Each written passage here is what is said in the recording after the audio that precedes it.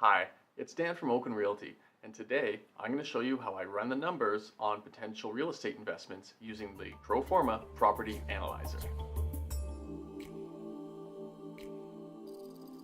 When it comes to analyzing real estate investment properties, one of the main factors comes down to whether the numbers work or not. Does the property cash flow? What's your projected ROI for how long you want to hold the property? Essentially, you're going to figure out how much your down payment is, plus the closing costs, and then do your monthly incomes cover your monthly expenses? And of course, how much money will you make if you sell it after, say, 5 years? To help answer these questions, I use this, the Property Analyzer Excel document filled with all sorts of equations that calculate the numbers I need to make an informed decision. Let's run the numbers for a property that is available today. This is a detached house in Abbotsford, an area I consider to be very strong for real estate investing. It's a 5-bedroom home that includes a 1-bedroom suite. To get started, I enter in the estimated purchase price and how much mortgage I plan to put on the property. 80% is the minimum that most lenders will work for on investment properties. You can see that the yellow boxes are the ones I need to fill in, and the white boxes are automatically calculated based on the data I enter. Moving down the list, I need to complete the purchase costs, including the legal expenses, inspection, and appraisals. All in, this property will cost just under $200,000 to get into. Then we move on to the income section, entering the rent amount.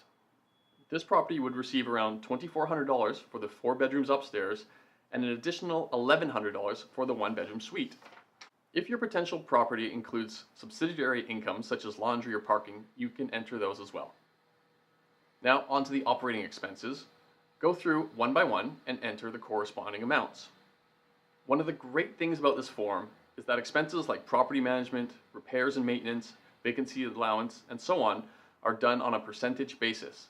That way, when you adjust your rents up and down, these numbers are updated automatically. When it comes time to enter your mortgage information, you select the total length of the mortgage, 30 years for this example, and the rate you can get from your lender. Today we'll work with 3.15%, which is approximately what you can get. Now, let's see how this property performs. As you can see, this investment looks to have a negative monthly cash flow of around $320. Not great, but potentially not the end of the world either. The cap rate and service ratios are automatically generated, which is great information to have as well. Lastly, we examine the ROI. Enter in your expected annual appreciation rate and voila! It breaks down your cash-on-cash return, the mortgage paydown, plus the appreciation amount resulting in your total return on investment, annualized, meaning the return you would see each year.